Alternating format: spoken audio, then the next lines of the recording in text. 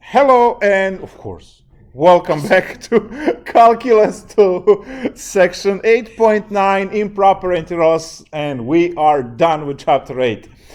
So, guys, this is the one section that is a turning point in life, okay? So, from this point on, your instructors had to be careful what kind of integrals, right, we give. From this point on, we can just put anything and it's going to be your responsibility to sort it out. So, what is happening? When you have definite integral, you are computing area under the curve. But what happens if the area under the curve leaks forever? What do you mean leaks forever? Well, let me draw a graph for 1 over x.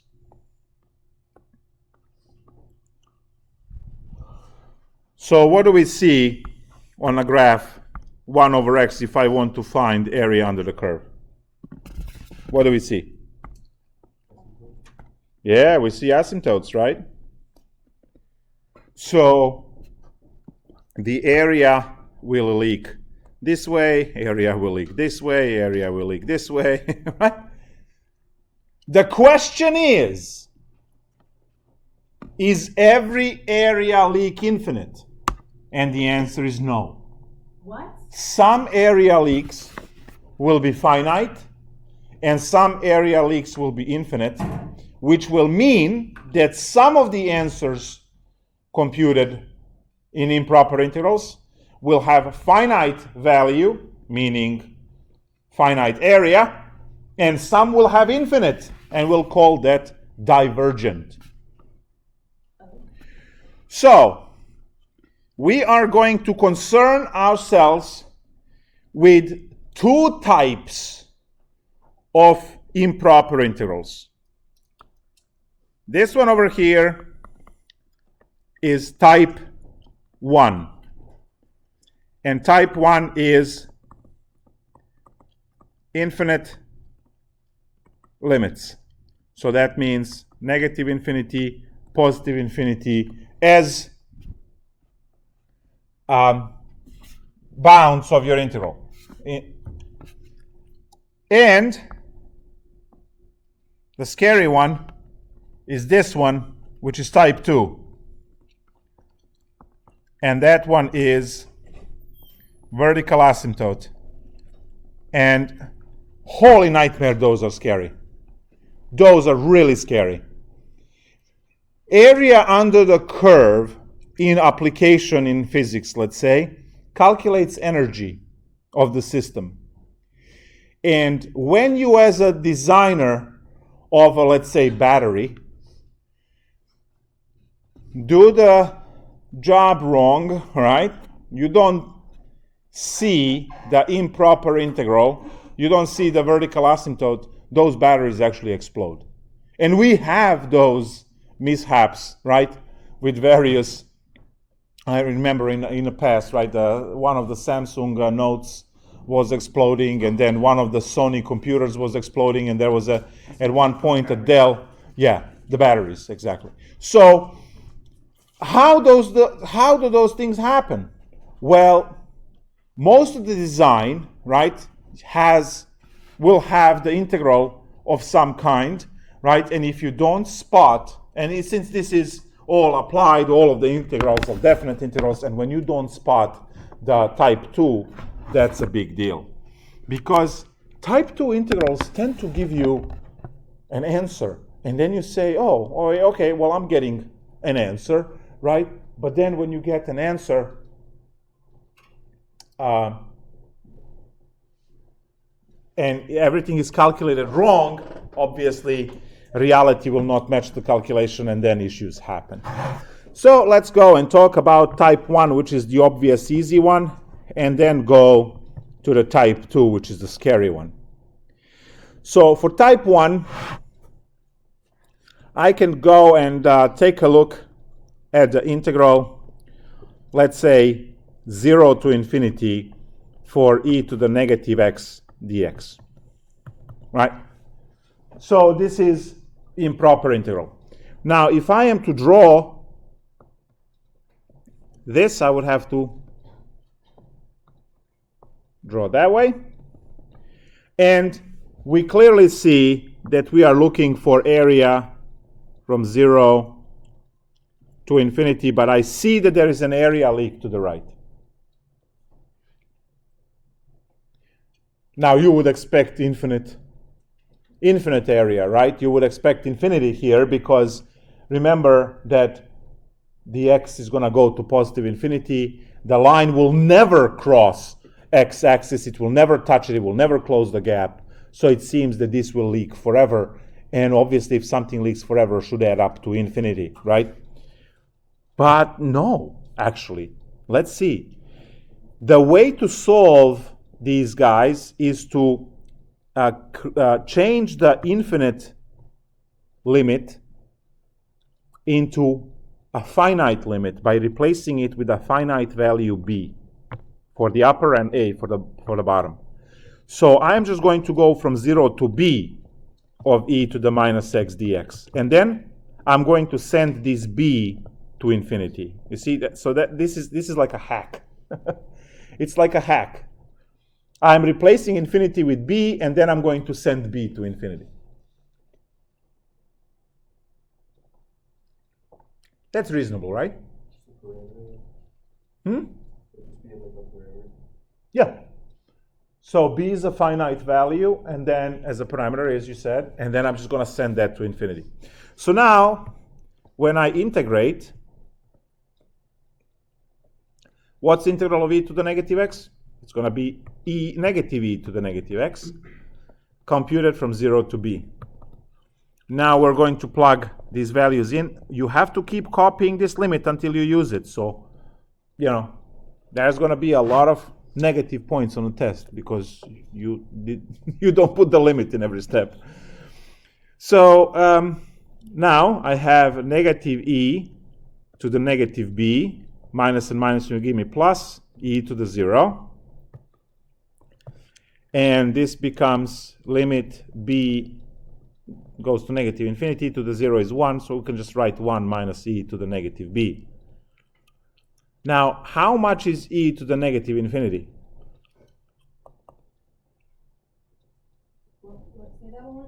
How much is e to the negative infinity?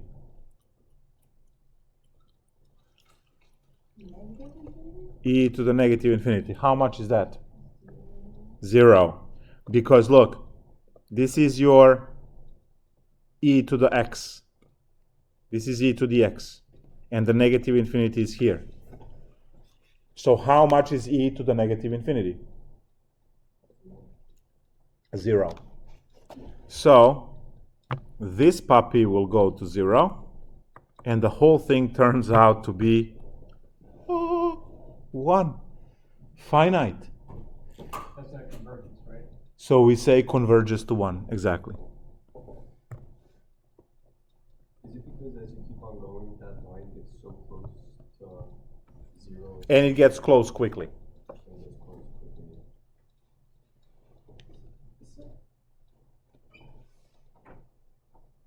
How is that possible? Well, we just did the calculation. Now, application of this. Did anyone take statistics by any chance? And you remember the normal curve and the z-scores and the area with the z-score and probability and all that kind of stuff? If you never took any stats, then it's pointless for me to talk long about it. But when you have the normal distribution, which is the bell-shaped curve like this, you can see that area leaks on both sides. But we know that the area under this curve is exactly 1, which is 100% probability that something will happen. So at the middle is 50%. So if you are to use, let's say, IQ, an IQ distribution of 100 for the 100 IQ for the average, and then add 15 for standard deviations, right, for higher IQ, where Stephen Hawking was clocking 160, which is 4 standard deviations. And then you have minus 15 for the people that have lower intelligence on the other scale, right? You can find where you stand with your IQ in comparison to the rest, and what is the percent of people that have lesser or higher intelligence on the IQ scale than you. And these tests cost a lot, like $400, and maybe even, I don't know. So when you have something like this, right, to understand these percents, right, let's say you take your IQ, and your IQ is, let's say, 112.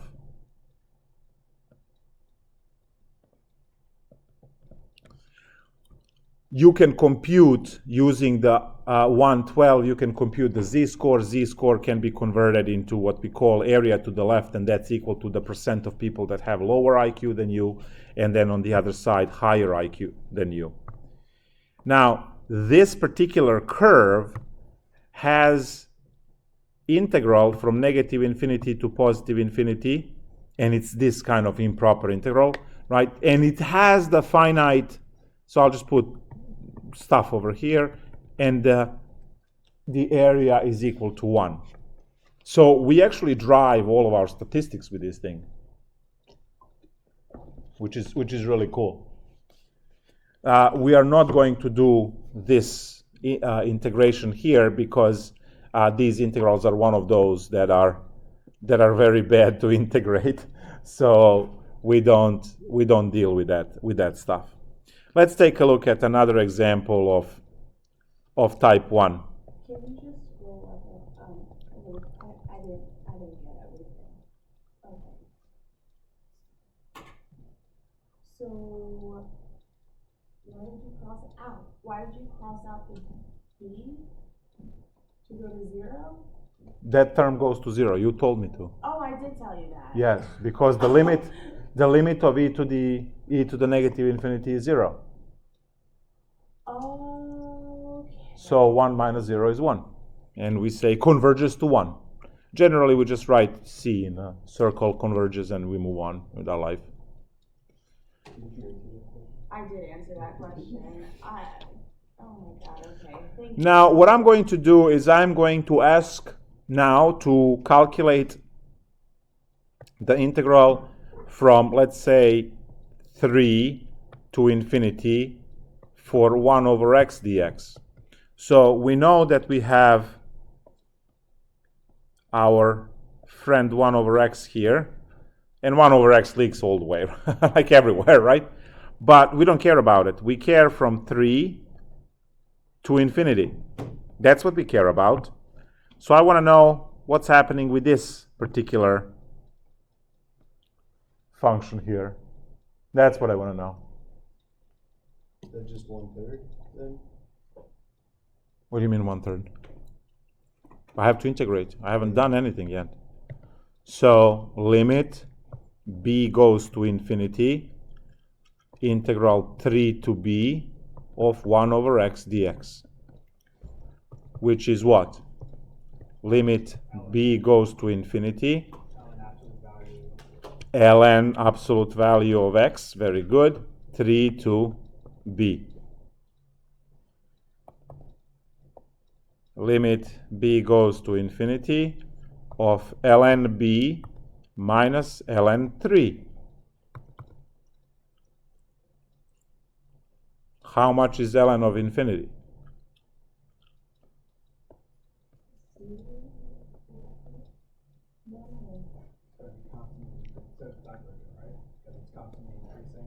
Yes, look at the ln graph.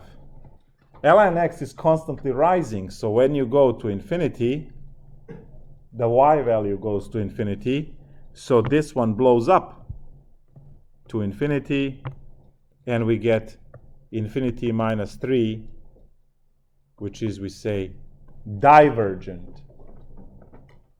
That's honestly the extent that I remember, because it's just one of the math videos that came on while I was messing around on my computer. Yeah, but see, the trick is here that, don't we have two graphs that look very similar, e to the negative x and then this one, at least for this part?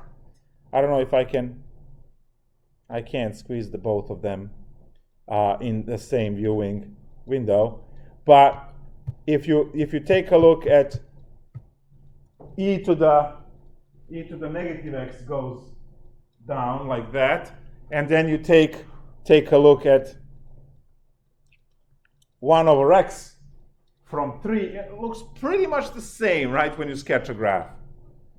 One of them gave us infinite area, the other one gave us finite area. So you have to compute. You can't just say, oh. Wait, can you explain that? They both look the same, they're both approaching 0 at a similar rate? They don't. That's the trick. They don't approach at a similar rate. One is approaching exponentially. The other one is approaching as a rational function 1 over x. But I want to ask one more question. I want you to compute, and then we can talk about that. So here's another type 1. So your answer for these is going to be either divergent or convergent, and if it's convergent, then you have to find out which number, yes. So here is another one, guys. 0. No, let's go again from 3.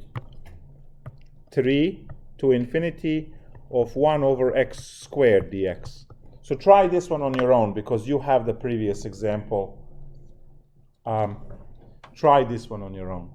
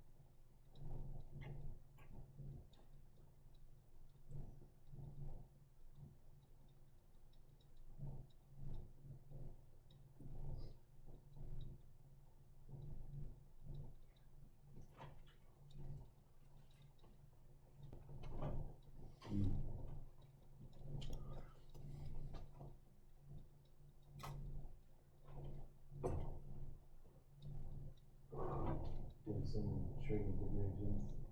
Forgot for a second how to integrate that. You're expecting to put a right triangle in I at was the like, bottom what? somewhere. X is tan theta. Obviously, the hypotenuse is just 0 squared, you idiot. Come on. So what do we have here? 1/3 Yeah. converges. You have it convergent to 1/3? It becomes negative 1 over x, or 1 Great. over b plus 1/3. So we'll replace 3 to b and send b to infinity. That's the first thing. This is going to be x to the minus 2 dx, right, for integration purposes. So that's limit b goes to infinity. We have to write this every step until we get to use it in the last step.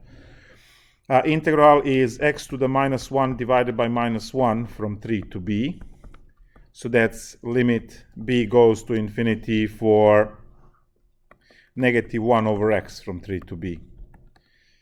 So that's going to be limit b goes to infinity. And then I have negative 1 over b plus 1/3. Question about the form. So moving, after you actually integrate, moving the limits for 3 to b or where a to b would be, should I move that to the right side of the equation after the integral is actually done?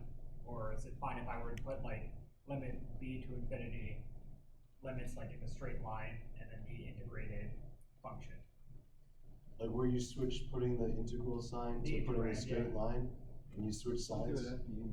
Yeah, no, but what I'm saying is like just for form, just for syntax, would it be better to move after you take care of the integrand, moving the limits to the right side of the equation? Yeah, that's what I have them on the right. Okay, I was just asking because like I usually put them on the left side of it, so I wasn't sure. You put this here?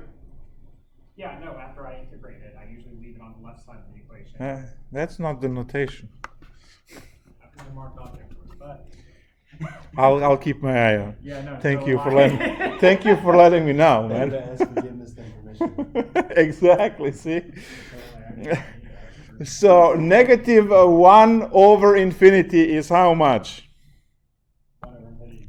0. This one goes to 0 because when you divide 1 by infinity, or any constant by infinity, it goes to 0. So the answer is 1/3, and we say converges to 1/3. So that's our answer. Anything divergent is anything that just extends limitlessly and then Just infinity, yeah. So if you get a positive or negative infinity, you just put d and you're done. If you have a convergent, you have to say converges to 1/3. Okay. Because 1/3 is the area. So all of the area, even though area is leaking forever, it converges to 1/3. So The divergent ones will always be like positive or negative infinity. positive or negative infinity, but it'll be approaching it exponentially.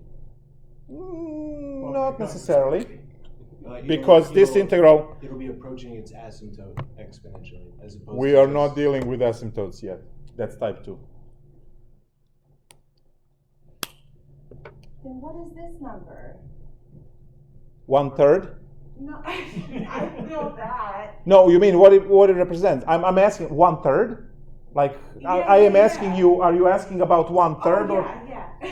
It's area under the curve. Well, because it's basically. It's area under the curve. It's basically 1/4 plus 1/5 plus 1/6 plus 1/7 plus 1/8 plus 1/9 continuously. And all of them in between. And all that just goes to 1/3 because it's just increasing in fractions going in that direction. So it's not that x equals 1/3, it's the area. It's, oh my god. Okay, so now we had 3 problems, and the 3 problems, when you look at the shape of the part that you are looking the area for, you see that they look similar. And I could have done e to the negative x from 3 to infinity just to, fit everything and still be convergent, but I haven't. So from this we conclude that we can't memorize answers.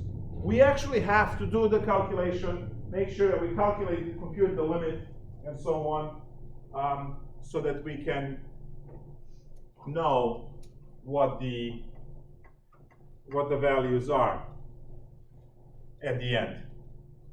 Because as you can see, 1 over x was divergent, and then 1 over x squared was convergent, right?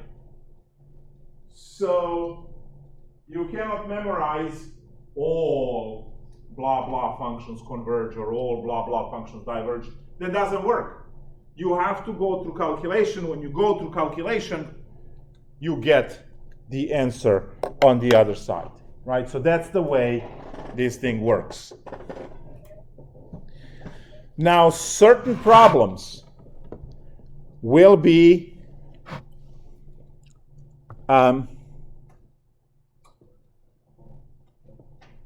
man, there's going to be some wonderful stuff. there's going to be tangents. So let's say you have integral from negative infinity to positive infinity, right?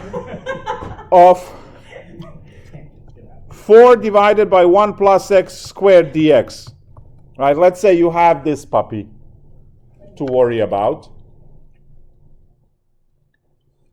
And you would like to know whether this one converges or diverges. Well, the first issue is that for the first time now I have both limits to be infinity, right?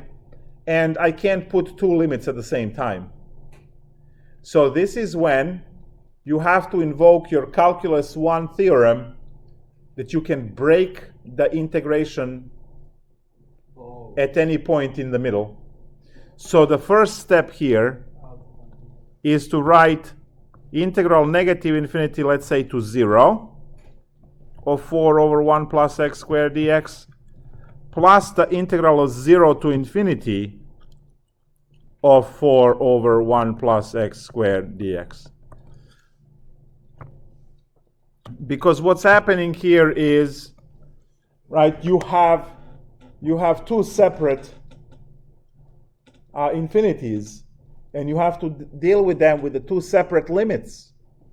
So we have this. So when you get a problem that has two infinities, your first job is to split them into two integrals at the convenient point. We can pick 0, we can pick 1. If you like pain, pick pi squared divided by e cubed. Like that, it's going to still work. It's a constant, but it's just, right? It's going to be terrible to compute. You can break it at root 2. You can break it at any point you want. You want 107.13? Sure, you can do it. At any value between negative infinity and positive infinity. I picked 0 because I'm lazy. All right? Cool. So now we have two of these, and the first one is the limit as a goes to negative infinity, because the bottom is a. Bottom limit is a. And the second one is limit b goes to positive infinity, because that's the top limit, right? So 0 to b, 4 over 1 plus x squared dx. Now you have two separate integrals to solve, and then two separate limits to take, and then at the end you will add the answers. If one of them goes to infinity, then the whole thing goes to infinity, right? So they both have to converge in order for this to be okay. Great. What's the integral of 4 over 1 plus x squared? 4. What? That's it. No, it's not. What do you mean 4? You kick 4 in front of the integral. So what's the integral of dx over 1 plus x squared? That's a basic integral. Isn't it 1? Oh no, that's 10. Is? It's not tangent. Oh, it's Inverse tangent. Inverse tangent. There we go. So this is going to be limit a goes to negative infinity of 4 inverse tangent of x computed from a to 0, plus limit b goes to infinity of 4 inverse tangent of x that goes from 0 to b. Nice. If you make x tan theta, then it becomes 1 Why would you make x tan theta? for I just did it a trig sum because that's all that's in my head right now for this week. Oh, you did the trig sub and you got x equals tan theta? Yeah. Great. And then so it becomes 1 plus tan squared theta, which is secant. Secant. Good. And then times the derivative of tan theta. Which is secant square. They So it cancel. becomes secant squared over secant squared, so it just becomes 4. Beautiful. And then it becomes 4 theta when you integrate it. Great. I agree. And then, It becomes 4 theta. You are 100% correct. okay. It didn't go 4x. It went 4 theta. Oh, and then you have to. Ah. Yeah. There's your inverse tangent right there, my friend. Awesome. 100% of what you told me is correct.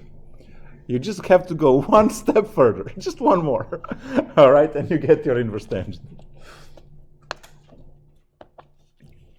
I will never doubt your abilities. Okay? Just take one more step. All right, beautiful. Now we get to plug in a 0 and a. I have limit a goes to negative infinity, 4 tangent inverse of 0 minus 4 tangent inverse of A, plus limit b goes to positive infinity, 4 tangent inverse of b minus 4 tangent inverse of 0. Now, how much is tangent inverse of 0? 0. Beautiful. Because tangent of 0 is 0, inverse tangent of 0 is 0. So those two immediately go to 0. Awesome. Now, how much is inverse tangent of infinity or inverse tangent of negative infinity? Now, this is going to go back to Pi quarter, or quarter pi. lesson 1. I drew that graph on the first day and said, this is going to come up. And it has to come up. And it's coming up right now. Nope. It's half of that. Oh yeah, no, it's pi over 2. Pi over 2, yes.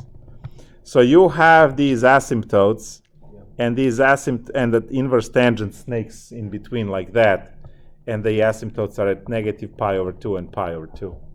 So those are the y value answers. So the first one is negative pi over 2 plus, and the second one is pi over 2 for the total of pi converges to pi.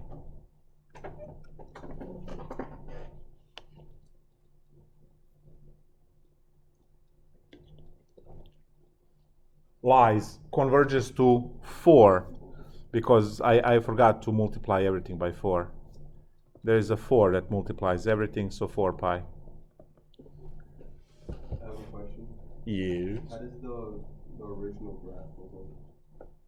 You can use Desmos to graph it, and so here, let's bring the original graph. If my mouse is going to work, we're going to bring in new window. There we go. And then we're going to type in Desmos. And graph 4 divided by 1 plus x squared, and that's what it looks like from positive infinity to negative. It's not exactly the normal distribution, but it's kind of normal distribution, bell-shaped curve. And the area will leak on both sides, but we see that it's actually finite area of 4 pi. We could use this for normal distribution if you put 1 over, well, you remove the 4 and just put 1 over pi in front, and you can scale it down. But you need to scale it down also with a standard deviation and other stuff, so it makes sense. Cool, huh?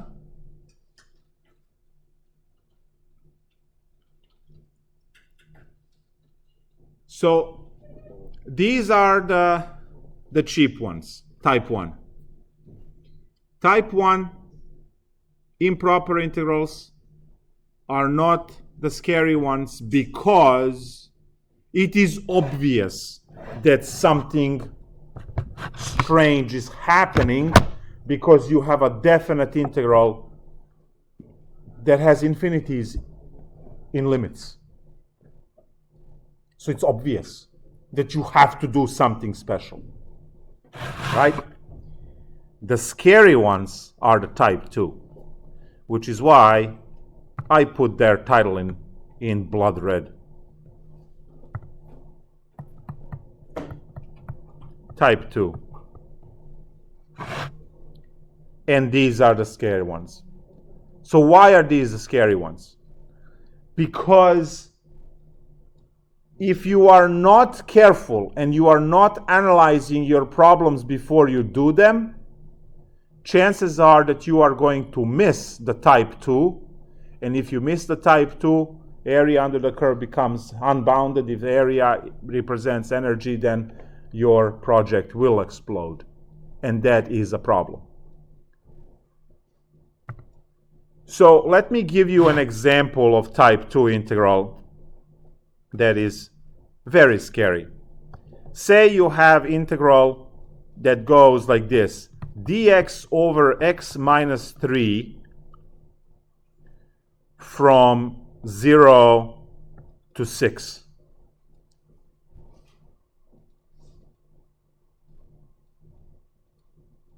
Now, wouldn't this be something that you can just say, that's a joke, we know how to integrate dx over x minus 3? But 3 is where the vertical asymptote is. Yeah, and that is the issue. You see? So Would you break it up going backwards? Like you have to, just like we did the other one. Very good. So see, when you look at this problem, it looks so simple. And you might go and say, basic U sub into ln, and then ln, you just plug in the limits and you get some numbers. Wrong. Wrong. Holy nightmare, that's wrong. Because there is a vertical asymptote at 3. And that's where the leak for area happens. And if you are not using limits around that leak, you might miss the infinity. And if you miss the infinity, right, when you build. So, what I have, if I want to graph this, is a vertical asymptote here, and then I have the 1 over x graph, and I want to go from 0 to 6. So I am looking to calculate this area, and you see what's happening with this area. Leaks right there, leaks right there. Now, what we know about leaks in area is not all of them are infinite. Some of them end up being finite and bounded and nice, and that's okay. In that case, your design is not going to explode. But if the area leaks to infinity, your design will explode. So you have to be very careful. So now, what is the proper way to solve this? You have to break this integral at the asymptotes and use the limits to compute. So why are type 2 scary? Because you might miss the asymptote within the limit. See, this problem would be regular calculus 1 problem if my limits were 6 to 9, or 6 to 10, or 4 to 12, whatever. Whatever I put so that 3 is not in here, anything I put so it doesn't involve 3 on the ends or in the middle, it becomes a basic Calc 1 integral, and this is why I said we as instructors had to be careful up to today's lecture to make sure that that's not happening. But from this lecture on, it is your responsibility as engineers to pick up that there is an asymptote in the middle, and then compute to see if it's going to explode or not. Explode meaning diverge, or be bounded to have a convergent, in which case no explosion in the real application. So now this is going to be, I am going to break this into 0 to 3 plus the integral 3 to 6. That's what because 3, and I'll write here again, in blood, 3 is where the problem is. That's where you, vertical asymptote,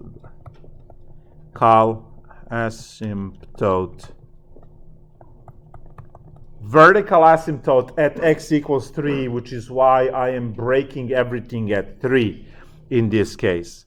So now, what do I have? I have,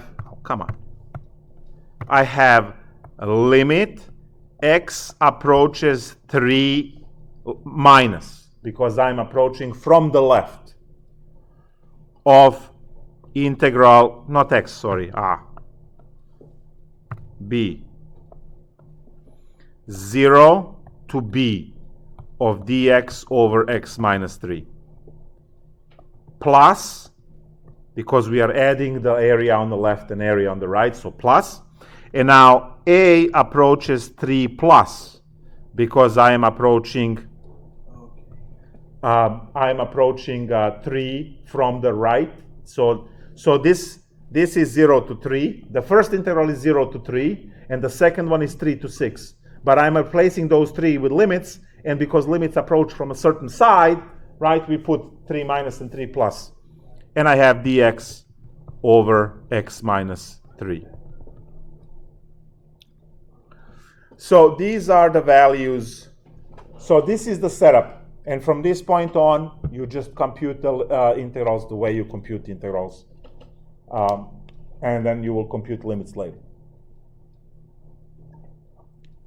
So this is the part of type 2 that it's scary to see it. And once you see it, then you just execute the procedure to calculate. So if you miss it, then it's an issue. I have limit b goes to 3 minus, and this over here is obviously ln of x minus 3, we know that. Computed from 0 to b. Plus the limit a goes to 3 plus of, again, ln x minus 3, computed from a to 6. And if I now plug the values, I have limit b goes to 3 minus, and I have my ln of b minus 3. You see that these absolute values now, are needed. Minus ln, when I plug in 0, I have ln of absolute value of negative 3, which is absolute value of 3. Plus limit a goes to 3 plus of ln of 3 minus ln of a minus 3.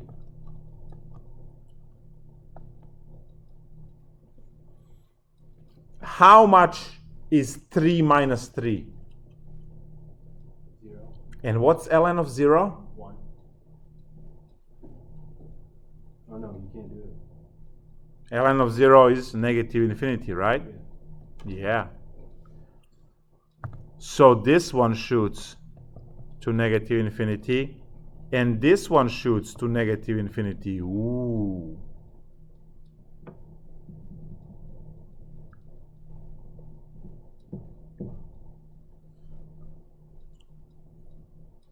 So we have an issue here, right?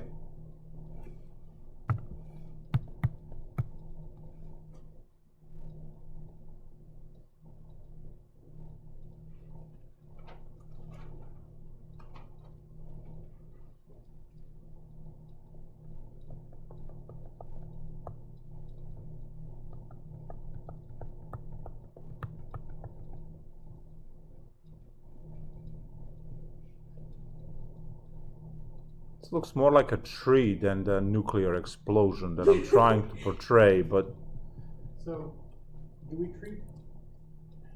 Oh, never mind. yeah, I'll have to kill it. It looks like a tree. It looks like broccoli. It's not supposed to be a tree. I thought it looked like a mushroom cloud. It's supposed to be a mushroom cloud, yeah. Put the ring around Yeah, that was the thing, and I'll practice. For some reason, I'm looking at the 6 on the B or the 6 to A side. I kept thinking that was a B for some reason, not 6. Yeah, this is This. yeah. Looking at it, it's like, this is it. Oh, you mean looking at this one? No, I'm talking about top right. This one?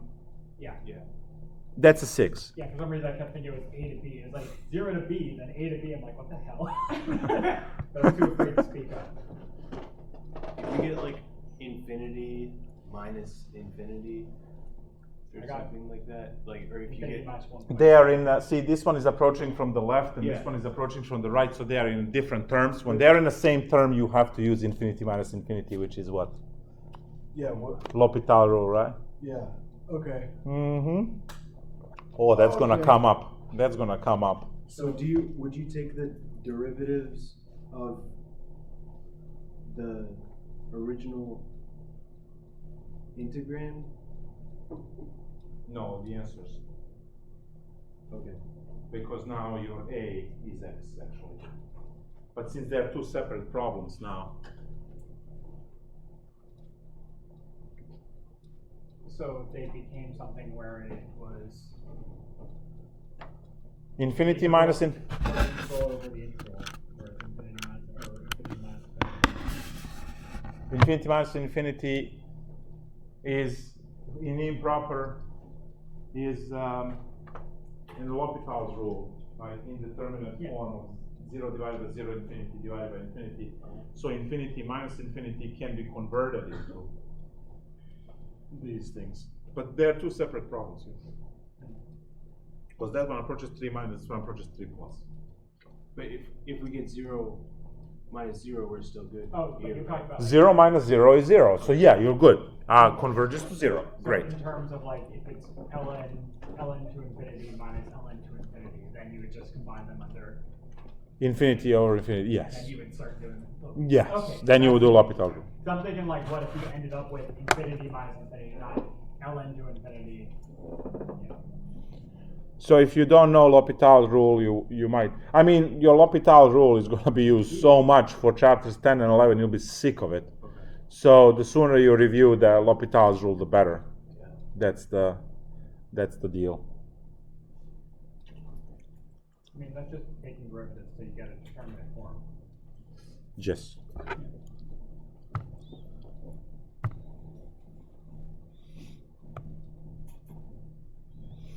I want to pick up, and guys, that's it.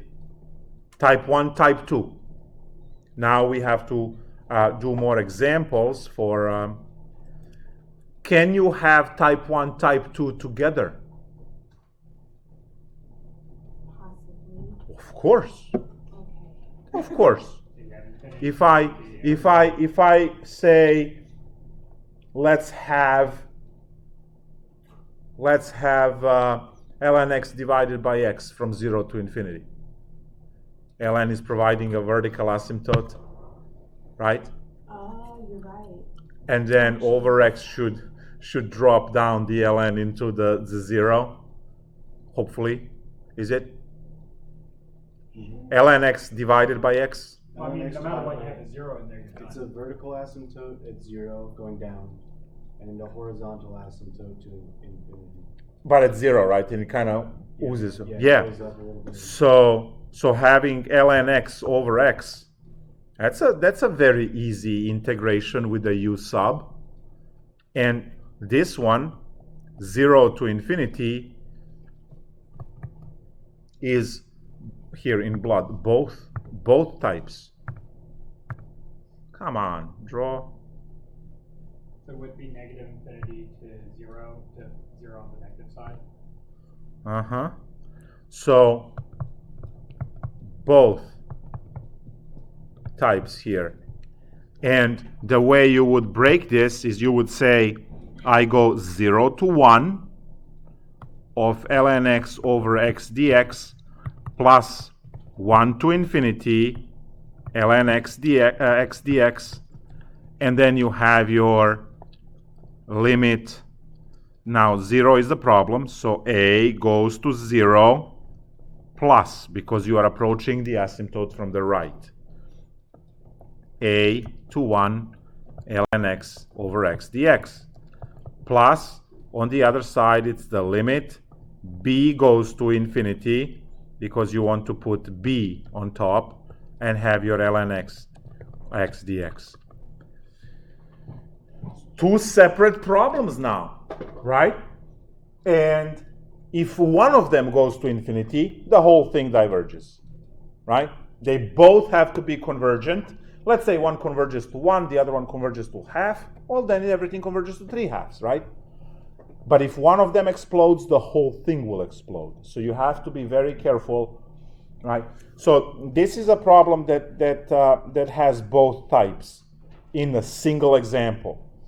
And if I, in my head, graph this correctly, right? And you did convert, that's here, right? You said it's gonna go like that, right?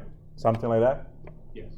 So you have the ln absolute, you have the ln asymptote on this side, and then divided by x, instead of ln going forever up, will bring it back down. So does it converge on this side? Does it converge on that? So, what is going on, right? What is going on? And the area that we are considering is this area here plus that area there. So now, right, which way this is going to work? So you have to compute. So now to compute these integrals, we will be using u sub. The good thing about this is it's the same u sub, the same integration for both sides. Why did you pick 1? Is it just because it's the x-intercept? Or yeah. Yes. I picked 1 because that's where the x-intercept is, because you have one area underneath and one area. Otherwise, you would have to break it into even more integrals. Which is why convergence on 2. Well, we'll see. So ln x, and what's du? 1 over x dx, right? Awesome. So now I have limit a goes to 0 plus of the integral of, this is just u, du, plus another limit b goes to infinity of u du. So over here I have u squared over 2 plus another u squared over 2. Now u is ln x. So I have limit a goes to 0 plus of ln x squared over 2 computed from a to 1 plus limit, and now I have ln x over 2 again squared from 1 to b. And both of these explode, right? Because ln of 0 is negative infinity. Negative infinity squared is positive infinity. Infinity divided by 2, please, right, is infinity. So we have infinity on that side. On the other side, ln of infinity is infinity, right? Because ln is the increasing function forever. So ln of infinity is infinity. And if you have infinity there, divide that by 2 again, nothing happens. So the whole problem diverges. But again, it was one of those problems that had both rules there. The question is, right, how annoying do we want this to be, right? Imagine a partial fraction decomposition that has 2 vertical asymptotes, right? And you put that partial fraction decomposition to go from negative infinity to positive infinity. That's 6 integrals right there, right? You're not going to have it, but, right? Simple partial fraction decomposition, which is 2 linear terms, like let's say x minus 3 and x plus 2. Vertical asymptotes are minus 2 and plus 3, right? So you have 2 vertical asymptotes, and then you put them from negative infinity to positive infinity. That's 6 integrals, because you have to approach each one of the vertical asymptotes for 2 sides with the 2 minus and 2 plus, negative 3 minus and negative 3 plus, and then the negative infinity and positive infinity. Right? This can be made as annoying as you can possibly imagine, right? And that's just using the most basic. So what are you expecting on your homework? Are you expecting basic integrals? No. Does this have to do anything with the integration techniques? No. This is just limits talk. You can have by parts. You can have partial fraction decomposition. You can have trig sub. You can have trigonometric integral. You can have u sub. You can have any integration inside the improper integrals. Improper integrals are based on what is happening with the limits, with the interval over which you are integrating for definite integrals. Has nothing to do with the method of integration. That's a separate problem. And you see over here we used u substitution in this particular problem to go down to the calculation, right? So these problems are really good because clearly you are practicing the concept you learned, but on top of that, right, you might run into trig sub, right? For that inverse tangent, right, it was a basic integral, but okay, you can still do the trig sub, it's fine, right? So you guys are going to run into partial fraction decomposition, you're going to run into trig substitution, you're going to run into by parts, and so on. And then there are certain functions where you won't be able to use this at all, right? Like sine x, right? As sine x, from negative infinity to positive infinity, it's a wave, right? There's no. Yes? So for divergence, if one is infinity, the other is infinity. Yes. As soon as one part explodes, the whole thing is gone. Because let's say that this is infinity and this is minus a million. Is it going to do anything? No. So that's why it's completely irrelevant what the second one is. If one works out to be infinity, immediately knocks off everything else, right? Unless it's a single limit that has infinity minus infinity when you have to do L'Hopital rule, in which case it might converge still, right? We saw how infinity minus infinity equals to 1/3, right? You took my Calc 1 last semester, so you know, right? We did the example, infinity minus infinity equals to 1/3, and I said, wow, great, right? You can make it into anything, depending on which functions you use. So that can be possible, right?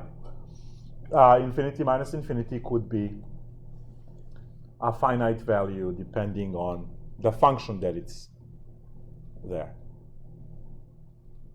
I have a question. Yes.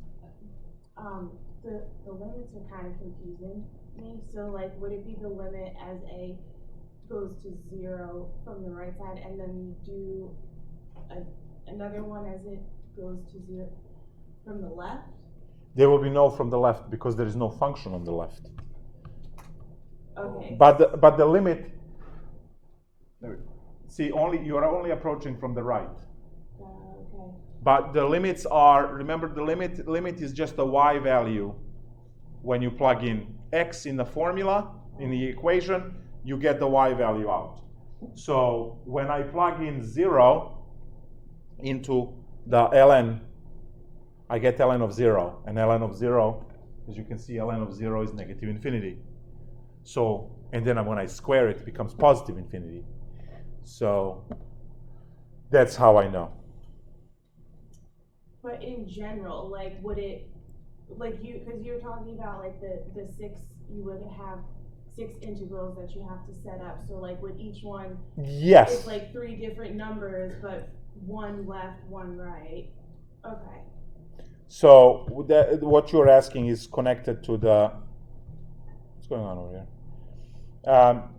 What you're asking is connected to this. So imagine having one more like this here. So you are approaching from the negative and a positive, and then from a negative and a positive, and then you have negative and positive infinities at the ends. Oh, okay. So you can have. It would be as a approaches 0, and wait, no. I will be. Okay, I'm gonna sit on that one. You can use A, B, C. You can use A, B, C, and D, because you'll have A and B for one, and then C and D for the other one. Oh, okay, that's what I was confused about. Let me try. Let me just come up with a random example in Desmos, and so let's say computer is really slow responding over here. We can just we can keep this as a 4. We're just going to change denominator here. Wow, it's so slow. We're gonna call it x plus 4. Let's do 5. Close parenthesis, open parenthesis, x minus 2. Close parenthesis.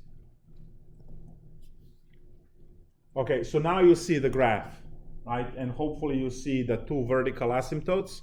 I'm actually going to draw these on the board. Here is the vertical asymptote at -5. And here is the asymptote at +2. So you see a -5 asymptote and a +2 asymptote, right? So if I have, I'm not going to, but if I have the integral from -infinity to +infinity dx around this one, that's going to be 6 integrals there. Because you will need the limit for the -infinity, you will need the limit for the approach from the left, the limit from approach from the right, another left, another right, and then +infinity. That's 6. Now, good thing is, and they're all this integral. But the good thing is that they're all the same integral, right? So you have to solve integration by parts only once and plug in all 6. And then calculate 6 different pairs of limits for the same function. So integration is always 1, but the calculation is going to be as how many of these parts you have. And that's. Now, I do not control how annoying your homework gets to be, right? Obviously, to put something like this on a test will take like 30, 40 minutes to work out just because calculations are so annoying, right? You have to do the whole partial fraction decomposition. You have to break it into 6. Just to write this in a 6 different integrals is going to take 2 lines on a piece of paper, right? With limits and everything else. And then to later on, when you get the answer, which is probably going to be filled with ln's, to compute that. So 6 integrals with 2 limits, that's going to be 12 terms, right? So yeah, it's going to take a very long time. Is it hard? No. Is it annoying? Yes. And this problem is clearly outlining the difference between hard and annoying. If anyone asks you for definition, right? So with this, is it saying that like if you could put like infinity in a calculator, it would stop at whatever point? No. This calculates area under the curve, not you. So you are. It's not a point in space. Why do I think it is then? That's again. You'll have to sit down and sort it out in your head, right? The difference between the area and the location and the point. We are looking for area of the colored in region, right? So we're looking for area under the curve because that's what the definite integrals do. And for our definite integrals, in terms of applications, definite integrals represent different things. I mentioned energy in physics, for instance, but it can be work, right? We did the work. So there are many different applications to area under the curve. Just so I know that I'm breaking this up correctly, just because I couldn't read from over there. So in this case, we would start with like.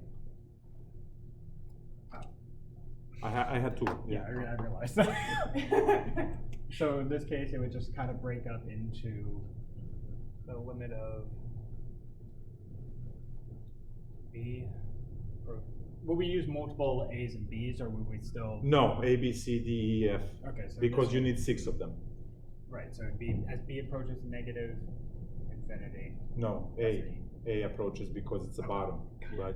It goes from negative infinity. So then we would end on F being the highest. Infinity, approach. yes. Okay, so then it would be A to negative infinity. Then it would be B, in this case, approaches 5 from the negative side. Yes, so -5 minus.